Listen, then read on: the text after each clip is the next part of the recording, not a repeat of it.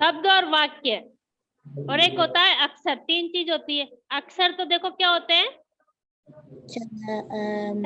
एक एक अक्षर को बोलते हैं छह। ये अक्षर है, लिखो नहीं, सिर्फ समझो।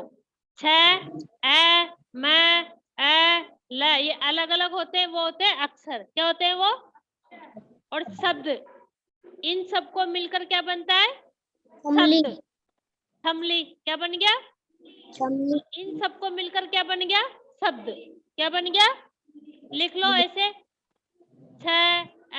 देखो कितनी चीजों को मिलके छमली बना है ना? ऐसे ही मछली है, क्या है नीचे?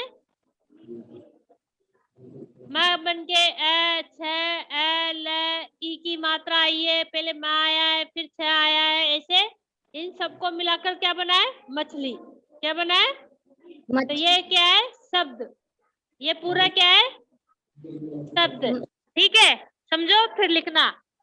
और वाक्य किसको बोलते हैं? देखो, वर्णों के सार्थक समूह को शब्द कहते हैं। जो ये वर्ण होते हैं, वर्ण क्या होते हैं? ये इन शब्द के समूह को,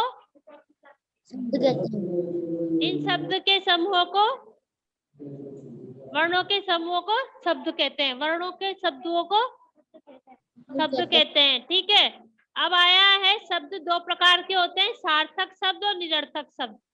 ठीक है, अब जैसे सार्थक यानी कि जिसका अर्थ निकलता है, जिसका अर्थ निकलता है। कलम, तोता, चिड़िया, इनका अर्थ है ना? है ना अर्थ इनका? भाई तोता भी होता है, चिड़िया भी होती है, कलम होता है। और निरर्थक शब्द, निरर्थक शब्द क्या होते हैं? जिनका कोई अर्थ ही नहीं होता है, जिनका कोई नहीं होता है। जैसे मक्कल, मक्कल का कोई अर्थ होता है? तो DIC, इनका अर्थ नहीं होता है। ठीक है, इनका अर्थ नहीं होता है, वो होते हैं निरर्थक, बिना काम के। जैसे चाय वाई, अपन बोलते हैं ना चाय वाई पिला दो, तो चाय का तो अर्थ होता है, वाई का अर्थ होता है? नहीं होता है। जिसका अर्थ नहीं होता वो निरर्थक, जिसका अर्थ होता है वो सार्थक। ये दो प्रकार के शब्द हो गए। ठीक है, अब आ गए तुम्हारे वाक्य। क्या आ गए अब?